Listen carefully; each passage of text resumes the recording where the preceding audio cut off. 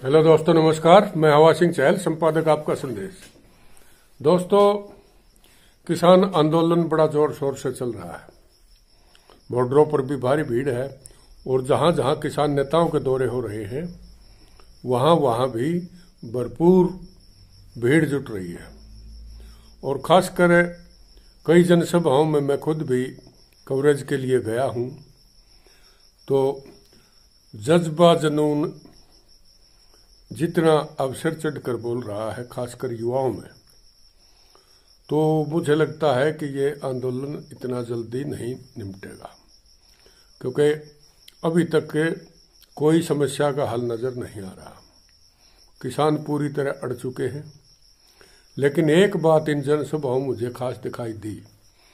दोस्तों, जितना आपके अंदर जोश, जुनून और जज्बा है, अनुशासन की काफी कमी नजर आई। मैं कई जनसभाओं में गया हूं, स्टेज पर हुल्लड़बाजी, कहीं तिलकी मार देना, यानी कि अनुशासन की काफी कमी देखने को मिली है। और कोई भी आंदोलन, मैं मानता हूं आपके अंदर बहुत ताकत है, जोश है और लड़ाई लड़ने का मादा भी है, लेकिन दोस्तों बगैर अनुशासन के कोई लड़ाई नहीं लड़ी जा सकती। तो अनुशासन की खास कमी देखने को मिली है। आइए मैं आपको एक ऐसी जनसभा दिखाने जा रहा हूं जिसमें आप स्वयं अंदाजा ये लगा लीजिए कि इतने जोश, जुनून, जोश में होश होना जरूरी है। और होश खो बैठे तो अकेला जोश नुकसान करता है। तो आइए मैं आपको एक ऐसी जनसभा से रूबरू करवाता हूं कि जिसमें आपने अनुशासन नहीं दिखाया। इस चीज का जरा आगे ध्यान रखें। मैं ये बात इसलिए बताना चाहता हूं क्योंकि जितने भी आंदोलन कभी भी असफल होते हैं तो वो सिर्फ अनुशासनहीनता के कारण होते हैं और गलत फैसले के कारण होते हैं। तो आप संगठित रहिए, आंदोलन की रूपरेखा तय कीजिए और जो सीनियर लीडर हैं उनकी बात को मानिए।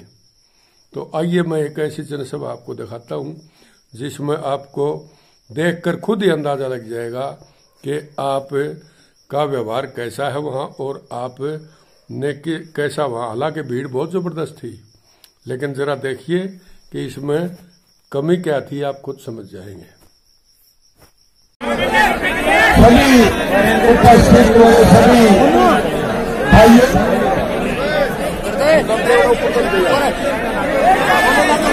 आपके सभा के अध्यक्ष माननीय टेकराम चंदेला जी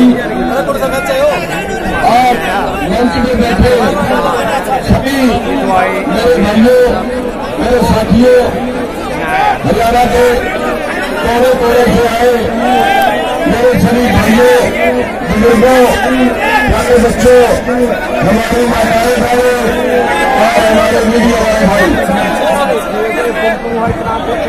साथियों, हमारी लड़ाई क्या है, हमारा आंदोलन क्या है? ये किसान आंदोलन के नाम से शुरू हुआ। किसान तो इसमें अगवानी करते हैं, लेकिन वास्तविकता में है वो ये जन आंदोलन है। और इसलिए शाह ने लिखा है कि एक तल पर तार है सोने का। हमारे भी पहुंच चुके हैं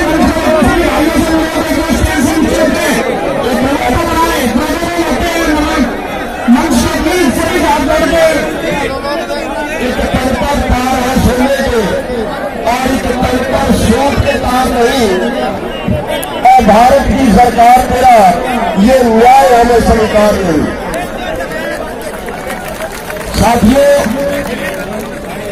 आज जितने कानून बन रहे हैं वो सारे देश को लूटने के कानून, आम जनमानस को लूटने के कानून बन रहे हैं। आप लोगों ने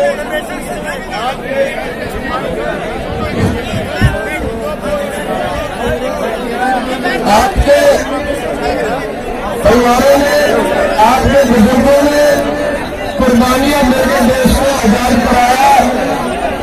वो सोने की चिड़िया देश था, लेकिन आज ये देश सोने की चिड़िया नहीं बल्कि मिट्टी की चिड़िया भी नहीं बचा।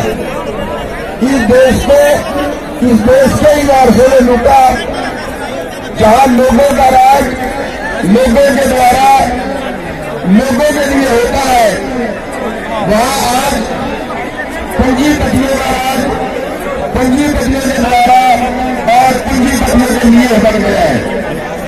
आज हम देखे जितने राज्यसभा के मेंबर हैं उनमें आधे अरबपति हैं और जितने कानून बनते हैं वो सारे पूंजीपतियों के पक्ष में बन रहे हैं, पूंजीपतियों के लिए बन रहे हैं। साथियों, आज एक पूंजीपति की आमदन आप सुन के हैरान होंगे कि आज अंबानी की आमदन 90 करोड़ प्रति घंटे की है, यानी एक साल की आमदन जोड़ दी जाए तो एक साल की अंबानी की आमदन इतनी बढ़ती है जितना पूरे देश के किसानों पर कर्जा है। और जिस कर्जे में पिछले 20 साल के अंदर 3.5 से 4 लाख किसान कर्जे से दब के बैंकों के परेशान किए हुए आत्महत्या कर चुके हैं। ये जिस देश में भुखमरी में 94 साल के हमारा जो स्टेट गया है, जहां के बच्चे को फसल का शिकार हो, वहां का और काले कानून बना दिए गए कि पूरे देश का भोजन चंद लोगों की तिजोरी में कैद हो जाए, पूरे देश का भोजन चंद लोगों के गोदामों में कैद हो जाए। और अगर पूरे देश का भोजन चंद लोगों के पूरे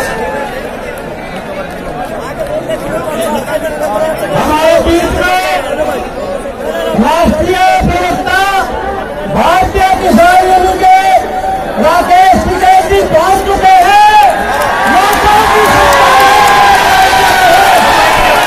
शांति बनाए रखे और इसके लिए कोरोना खास यहाँ राकेश टिकैत का भगवान संस्कृति का पूरा स्वागत करते हैं। यूनियन सैनिक का जितने भी हमारे आए हैं सारे भगवान से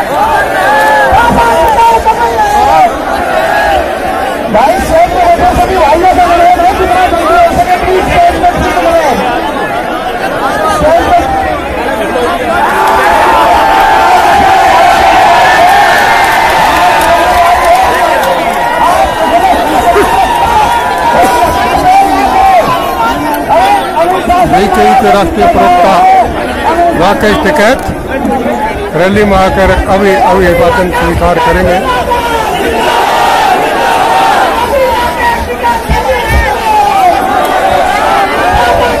आपको जो सरदार राकेश टिकैत को सम्मानित करते हुए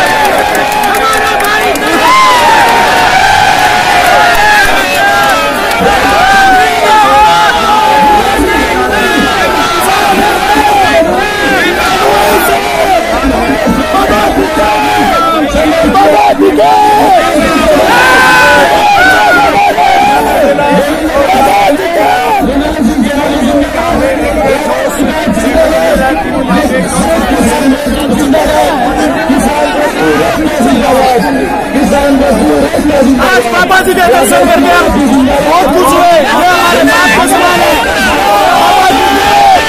पापा जी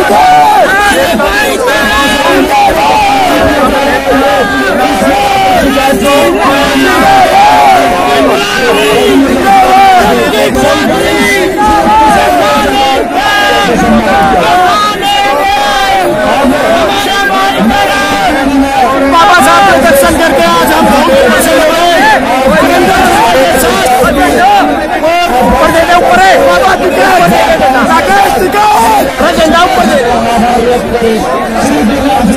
मेरे फादर तुल्य, मेरे पिताजी तुल्य बाबा साहब, आज बाबा के चरणों में बहुत खुशी है। देखे जब इनके आंसू बहे थे तो यहाँ पे जन सैलाब उमड़ा था। इन्होंने कहा अगर मेरा बहेगा तो पता नहीं क्या क्या हो जाएंगे।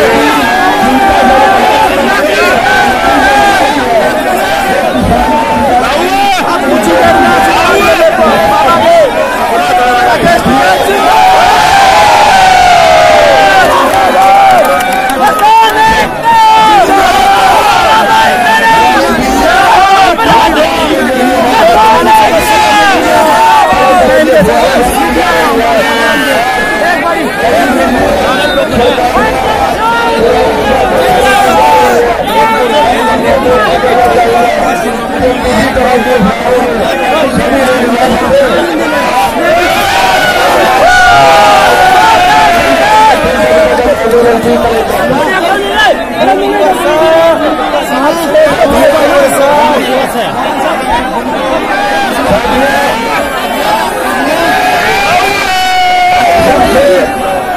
हमारे 40 जो कमेटी के सदस्य हैं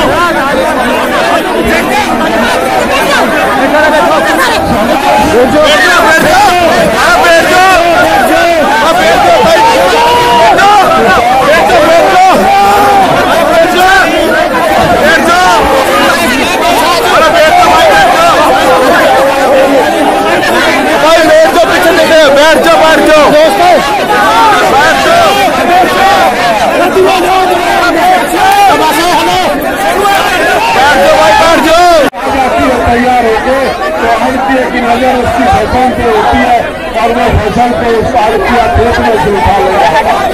इस सरकार को ये नहीं पता, ये हमको कहते हैं कि हमने आपको किसान प्रधानमंत्री सम्मान योजना के अंतर्गत 6,000 रुपये दिए।